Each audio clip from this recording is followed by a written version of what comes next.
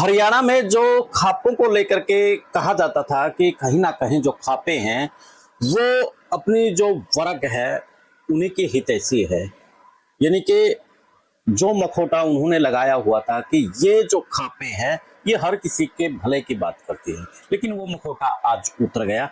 और वो तब उतरा जब जो वायुपूर्ण के मामले को लेकर के जो रोहतक के एसपी थे नरेंद्र बिजरान, उसको हटाया गया। तो उसके पक्ष में वो खापे खड़ी हो गई। वो खापे इसलिए खड़ी हुई क्योंकि वो एसपी उन्हीं के वर्ग से आता है।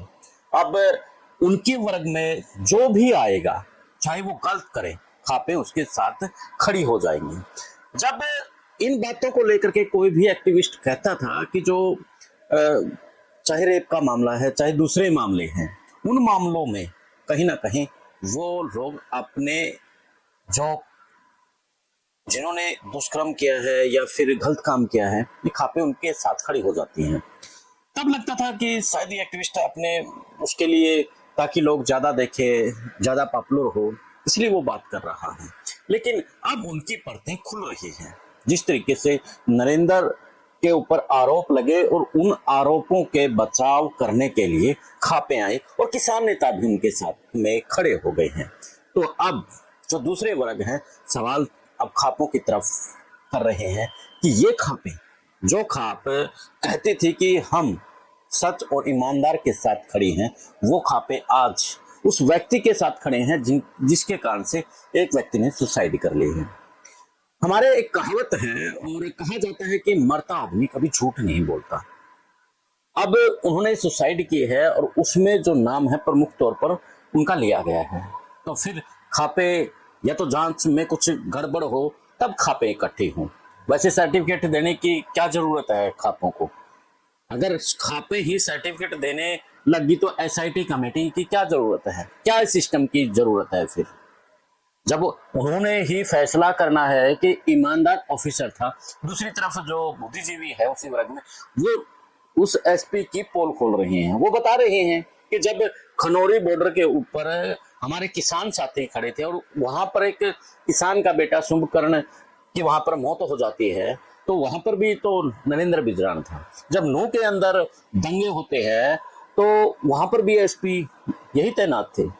तो यानी कि जो वर्ग उसके साथ खड़ा है, एक धड़ा उसके खिलाफ भी अब खड़ा हो गया है और वो पोल खोल रहा है एसपी रोहतक के, जो पहले रोहतक पे नरेंद्र। तो सवाल खड़े करना अब लाजमी हो गया है खापों के ऊपर भी। अब उनके पोल खुल गई है। पिछले अगर मामलों की हम बात करें, जब उन वर्ग के अलावा दूसरे वर्गों के आपस में टकराव होते हैं तो अब नहीं लगता कि वो ईमानदारी से पंच परमेश्वर की जिसकी संज्ञा दी जाती है उनके अंदर परमेश्वर वास होकर के वो ईमानदारी से वो बात रख पाते हो। उनके अंदर जातिवाद का जो चश्मा है वो अन्याय करता है, न्याय नहीं करता। अब तो लगता है ऐसा, क्योंकि वायुपूर्ण मामले में पूरे देश की जो संवेदनाएं हैं वो उनके साथ हैं, लेकिन उनका वर्ग उनके खिलाफ खड़ा है, उनके खिलाफ ज्ञापन दे रहा है, कह रहा है कि नरेंद्र को फंसाया जा रहा है। एक महाशय तो ये कह रहे हैं कि नरेंद्र तो बड़ा ईमानदार है। अब ईमानदारी का सर्टिफिकेट वो व्यक्ति देगा तो फिर एसआईटी को तो जरूरत ही नहीं है कुछ करने की, जो कमेटी गठित की गई है या जो भी है। और जो व्यक्ति मरने से पहले सुसाइड नोट में नाम लिख रहा है उसका मतलब वो उसकी कोई अहमियत नहीं है। बस उनके वर्ग का जो बात कर दे वो सच है, बाकी सब झूठ है। खापों का मखौटा यहाँ पर देखा जा सकता है कि किस तरीके से अपने जातिवाद के चश्मे से वो देख रहे हैं, वो उलझे हुए हैं, वो सच सुनना नहीं पसंद कर रहे हैं, वो अब अपना ही एक सच गढ़ रहे हैं और उस सच गढ़ने के चक्कर में वो खापों को बदनाम भी कर रहे हैं।